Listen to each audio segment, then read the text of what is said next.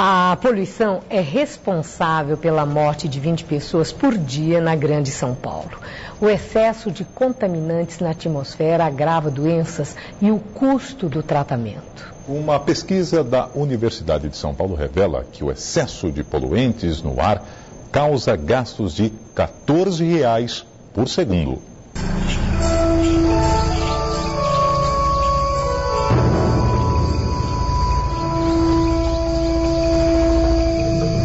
Ela está por todos os lados. A fumaça que sai dos escapamentos mancha a paisagem urbana e também provoca sérios danos ao organismo. Pode ter mais infarto, acidente vascular cerebral, crise de bronquite e crise de doença pulmonar obstrutiva crônica, que é a enfisema e a bronquite crônica, e um diabético fica mais descontrolável pela ação da poluição em poucas horas. Agora a poluição é tema de um estudo da USP que mediu o prejuízo real em dinheiro dos efeitos nocivos dessas substâncias tóxicas. Elaborado em 6 regiões metropolitanas do país, a pesquisa revelou que no ano passado foram gastos quase 460 milhões de reais no tratamento das doenças cardiorrespiratórias decorrentes da poluição. Isso equivale a R$ 14 por segundo. Além disso, mais de 11 mil pessoas morreram em consequência dos efeitos da queima do diesel. Essa fumaça emitida pelos ônibus e pelos caminhões é a mais tóxica de todas.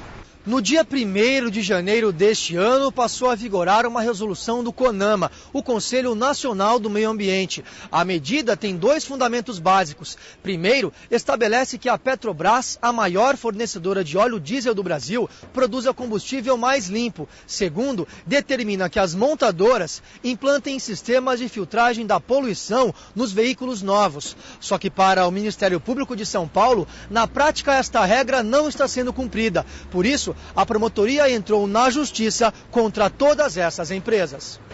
A ação civil movida em março cita a Petrobras e 13 montadoras.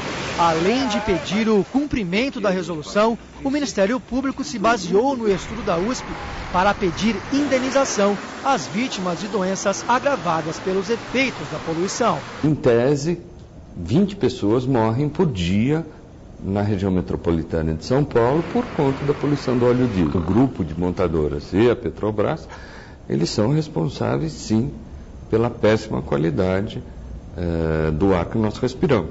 Para muitos especialistas, a qualidade do ar em São Paulo está relacionada à quantidade de veículos, quase 6 milhões. Uma possível ampliação do rodízio municipal já começa a ser levantada. Outra medida é a inspeção veicular.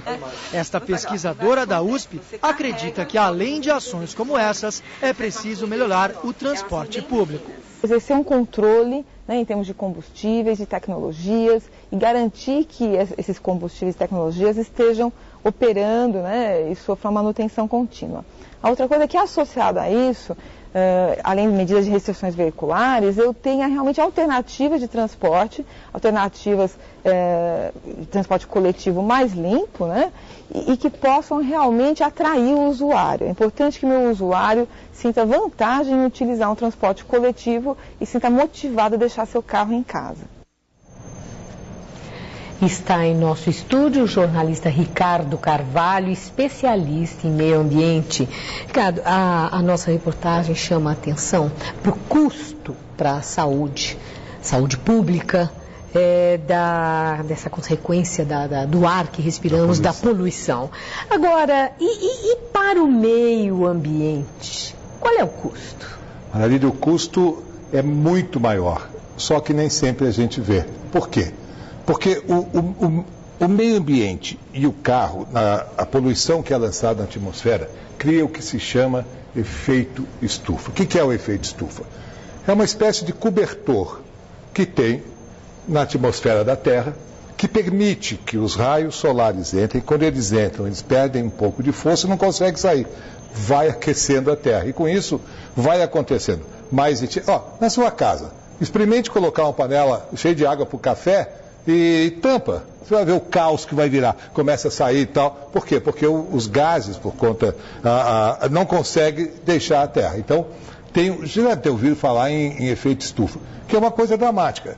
Enchentes em Santa Catarina, no Nordeste, o primeiro ciclone brasileiro, isso tudo é por conta do efeito estufa. Mas não é só o carro que é culpado disso, não. As queimadas na Amazônia também levam muito mais culpa do que o carro. Mas o carro é uma realidade. Qual é a saída para isso? A saída é ter esse transporte mais, vamos dizer, mais saudável. Olha, eu até acho, Maria, que os governos estão fazendo alguma coisa. Mas para construir um metrô demora muito. Entram por dia em São Paulo 40, 50 carros novos por dia. No final de um mês são 1.200 carros, no final do ano são, meu Deus... Mas e aí? As políticas públicas para o meio ambiente específicas, desde a conscientização, campanhas, aquela coisa toda, certo, mas também a imposição de limites. Concordo. Limites, né? Concordo. Nós vemos aí no mundo as reuniões importantes, concordo, exatamente estabelecendo limites para a atividade humana em todos os setores, para garantir isso que você defende tanto, que é a sustentabilidade. Com certeza. Nos Estados Unidos, o presidente Barack Obama está dando um show. Ele está aparecendo muito com suas medidas, porque durante 8 anos o seu Bush não fez absolutamente nada. Desde o tal do protocolo de Kyoto, de não assinar. E o Bush fez isso e o Obama vem com tudo. Hoje, o próprio Obama baixou um decreto enorme lá nos Estados Unidos, de comum acordo com os fabricantes de automóvel, que até 2016 acabou esse negócio de carrão americano gastando gasolina. Não. Todos têm que economizar 30%. Vai funcionar? Espero que funcione. É importante, mas não é suficiente, Maria Lídia. Muita coisa precisa ser feita. Política pública aqui no Brasil é muito difícil em relação a isso. Por um detalhe, eu diria, psicológico e emocional. O brasileiro, depois da cultura norte-americana, é quem mais ama o seu próprio carro. Como é que a gente vai dizer para ele assim, ô velho, amiga, não sai com o carro hoje, vai? Carro é sinal também de status. Mas isso um dia vai ter que mudar. Porque defender o planeta é uma obrigação de todos nós. E volto a dizer, é muito bom defender o planeta.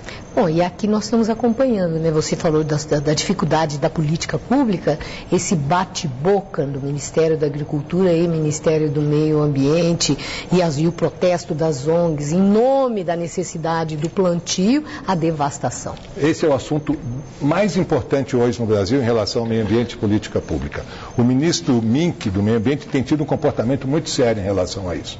A Casa Civil, o Ministério da Agricultura querem avançar com as plantações no Pantanal e na Amazônia. Isso é o caos. Eu espero que o presidente Lula acorde para isso, porque por enquanto ele está concordando com o pessoal da agricultura. Presidente, não vá manchar o seu currículo por conta disso. Meio ambiente é uma questão global e da maior importância, presidente. E de sobrevivência. Com certeza. Obrigada, Ricardo. Uma boa noite.